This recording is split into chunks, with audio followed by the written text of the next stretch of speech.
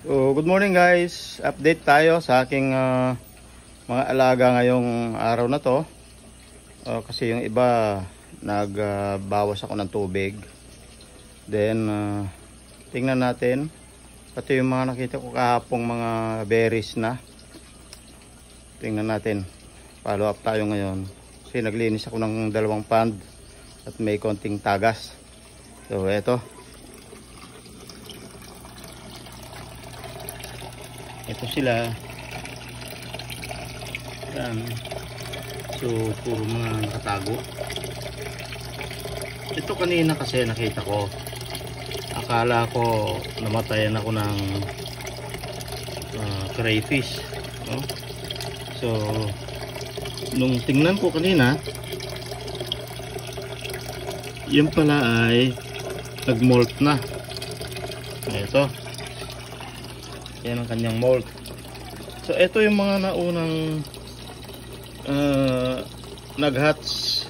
Actually ang mga anak nila ay almost 1 inch na ang laki. So ayan, kala ko namatayan ako, kinabahan na eh. So kahapon hindi ko lang kasi na video. Ayan, meron na ako rito isang berry, no? Ayan, lagyan natin baka makatalon. Then actually dalawa itong nakita ko. Ayan ang isa, yung malaki. Okay, so, lagyan natin ito baka makapasukan ng intruder.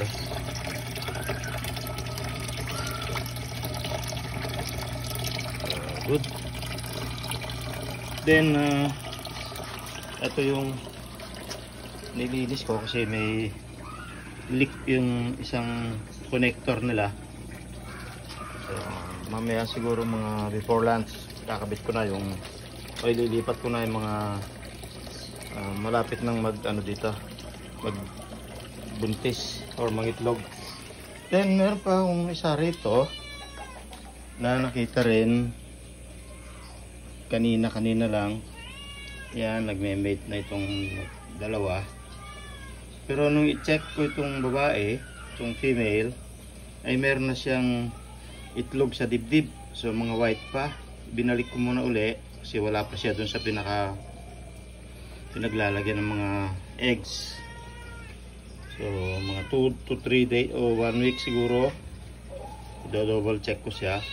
Then saka ko siya ihiwalay na kung meron na siyang itlog na nakaipon o na-develop na yung itlog. Kasi ano pa lang eh, parang mapuputi pa na parang lumot yung nasa dibdib. So ayan, ilagyan ko, hiniwalay ko muna sila para hindi sila maabala dun sa marami. Then nilagyan ko ng oxygen. Okay guys, so ayun, tuloy ang ating monitoring habang nililinis ko itong iba. Observe. Palagay ko mayroon pang isang buntis dito eh. Nakikita ko nakabaluktot na yung pinaka-puwit niya. So,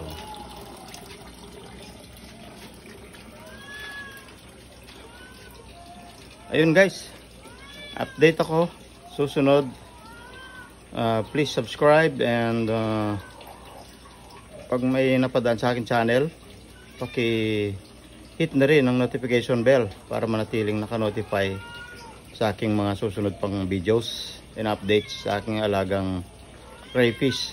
So bago pa lang tayo kaya pinag-aaralan pang mabuti.